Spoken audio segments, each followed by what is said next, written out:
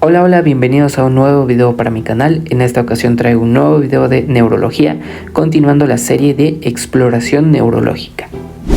En esta ocasión toca hablar sobre cómo evaluar los signos meningios. Y para hablar sobre cómo evaluar los signos meningios, o sea, antes de hablar sobre las maniobras, hay que entender pues qué son las meninges y cuáles son las meninges. Las meninges pues son tres membranas, ¿ok? Que van a recubrir tanto al cerebro como a la médula espinal. Desde superficie a profundidad encontramos primero a la dura madre en su capa externa, capa interna. Después encontramos al aracnoide y por último a la pía madre, ¿ok? Que esta es la más íntima de las capas, ¿ok? La más profunda de las capas es la que recubre más que nada lo que es el cerebro y a la médula espinal.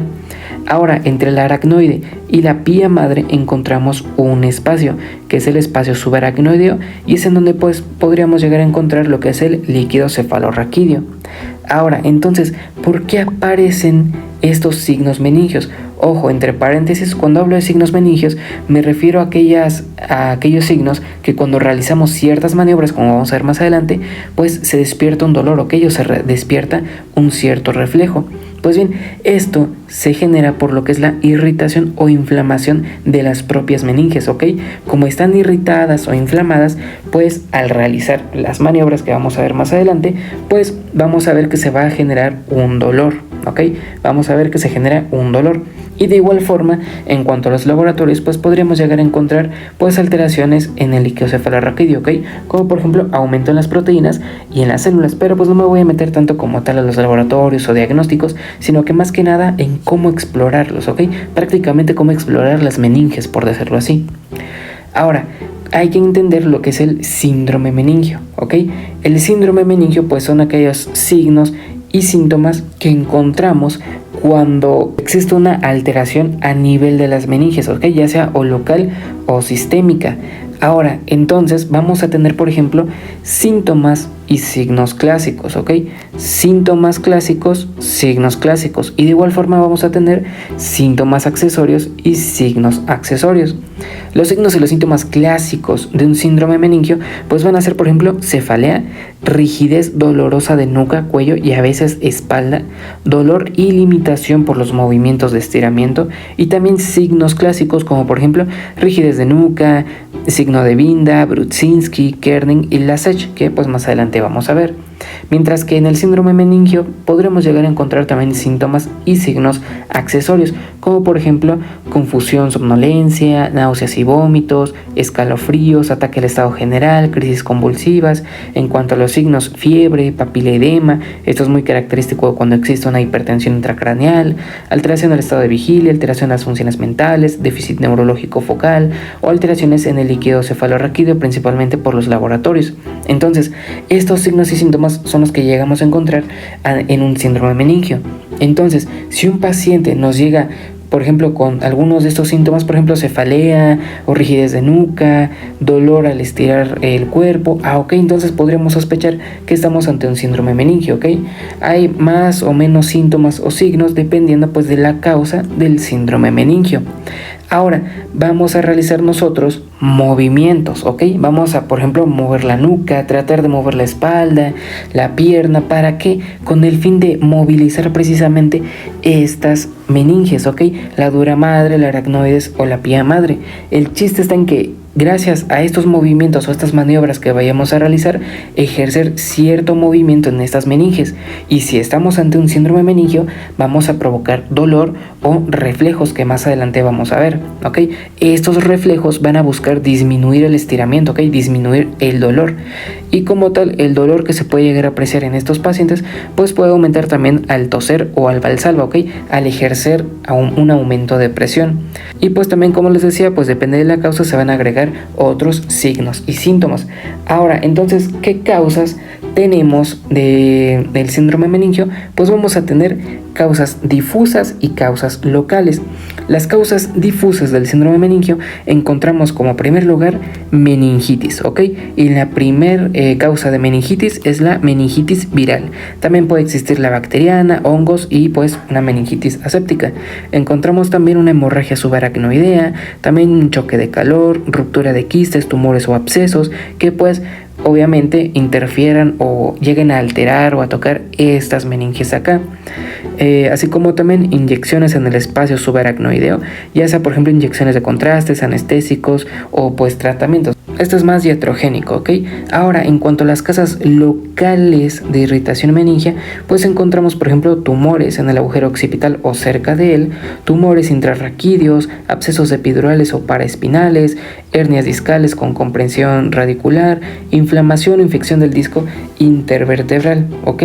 Ahora, en conclusión, ¿cuáles son las causas principales? Son las que están acá. Causas infecciosas, inflamatorias, neoplasias, tóxicos, traumas o sistémicos, ¿ok? Entonces, el fin de esta como introducción de cómo evaluar los signos meningios es que vean de que son muchas causas que pueden llegar a alterar las meninges, ¿ok? Y darnos un síndrome meningio. Asimismo, pues mostrarles qué signos y síntomas clásicos encontramos en el síndrome meningio, para que cuando llegue un paciente con esos signos o síntomas, pues empecemos la evaluación precisamente de los signos meningios. Ahora, para indagar un poquito más sobre la posible causa que pues tenga nuestro paciente en cuanto a pues síndrome meningio, pues hay que preguntar cosas básicas como por ejemplo la edad, el género, preferencias sexuales, viajes recientes, picaduras de insecto, contacto con enfermos, antecedentes de puerperio y también las características del dolor, ¿ok? Aquí les dejé pues esta mnemotecnia de Alicia como para tener un orden más que nada de cómo ir preguntando acerca sobre el dolor que llegan los pacientes, porque por lo general luego llegan, como ya vimos en los signos y síntomas clásicos, por ejemplo con cefalea o rigidez dolorosa de nuca, ¿ok? Entonces pues hay que preguntar sobre estos dolores, ¿ok? Por ejemplo, la aparición, cuándo inició el dolor, la localización, dónde está el dolor, la irradiación, si por ejemplo camina hacia un lugar o se va a otro lugar el dolor, aparte de donde pues lo siente, las características, el tipo de dolor, si es quemante, punzante, opresivo, la intensidad, pues gracias a una escala visual análoga del dolor, del 1 al 10, siendo el 1 lo más leve del dolor y el 10 pues un dolor muy intenso. Y pues agravantes o atenuantes, ¿ok? Que empeora el dolor y que disminuye el dolor, así como también si pues ha tomado algo o ha realizado algo para disminuir el dolor. Y pues bien, ahora sí vamos con la exploración física. ¿Qué es lo que vamos a evaluar? Pues primero, obviamente, signos vitales, somatometría. Hay que evaluar el estado de alerta, ¿ok? El estado de conciencia de nuestro paciente, que pues para eso ya tengo un video. Y también evaluar si existe presencia de movimientos espontáneos. Y ahora sí, entonces empecemos a ver cuáles son los signos meningios, ¿ok? ¿Qué maniobras podemos hacer para despertar estos signos meningios? Número 1, rigidez de nuca, ¿ok? Cuando, por ejemplo, nosotros vamos a hacer que nuestro paciente se acueste, ¿ok? Como se puede ver en esta imagen de acá. Vamos a encontrar que nosotros con nuestra palma de la mano la vamos a poner pues en la nuca, ¿ok? En la parte occipital de su cabeza y como que la vamos a levantar. Va a ser positiva esta maniobra si, por ejemplo, tiene rigidez, ¿ok? Si vemos que hay una resistencia a la hora de nosotros tratar de que su mentón toque su esternón, ¿ok? El mentón del paciente con el esternón del paciente. Y no solo de en esta dirección, sino que también podríamos ver que hay una resistencia al movimiento activo del cuello en los 4 ejes, ¿ok? Tanto de rotación como flexión, extensión. Vamos a ver de que nuestro paciente con un síndrome meningio llega a tener esta rigidez de nuca. Ahora, otro signo también muy importante es el signo de vianda, que al giro lateral del cuello hay una elevación del hombro contralateral. O sea, cuando nosotros giramos, por ejemplo, el cuello del paciente hacia la derecha, a su hombro derecho, ¿qué es lo que va a pasar? El paciente o la paciente como que eleva su hombro izquierdo. Caso contrario, si nosotros movemos el cuello del paciente hacia el lado izquierdo, como que si tocara su hombro izquierdo, su hombro derecho se va a elevar. ¿Esto con qué objetivo? Con el objetivo de lo que les decía acá, que en sí estos reflejos buscan disminuir el estiramiento, ¿ok? Nosotros, por ejemplo, en la rigidez del cuello, cuando lo movemos hacia adelante, ¿ok? Hacia anterior, lo que busca el cuello es ponerse rígido, ¿ok? Para que no se mueva de más el cuello y no le genere más dolor. En el caso del signo de vianda, como movemos hacia un lado el cuello, ¿ok? Hacia el lado, por ejemplo, derecho, lo que hace el hombro izquierdo al elevarse es como disminuir este estiramiento, busca disminuir el dolor, ¿ok? Entonces este es un signo característico también del síndrome meningio. Ahora, el signo de Brudzinski, pues es este que vemos aquí abajo, que es, por ejemplo, cuando nosotros elevamos el cuello y el paciente lo que hace es como flexionar sus rodillas, ¿ok? Las flexiona. ¿Esto con qué objetivo? Les digo, como nosotros estamos moviendo hacia acá adelante su cuello, su cabeza, empezamos a estirar las meninges. ¿Cómo? ¿Qué genera esto? Un reflejo que eleva las rodillas. ¿Para qué? Para tratar o buscar disminuir este estiramiento, ¿ok? Disminuir el dolor. Por eso es de que les decía esto en las anteriores diapositivas. Entonces, este es el signo de Brudzinski, que al flexionar el cuello hacia anterior, pues se elevan las piernas, ¿ok? Hay una flexión de las rodillas.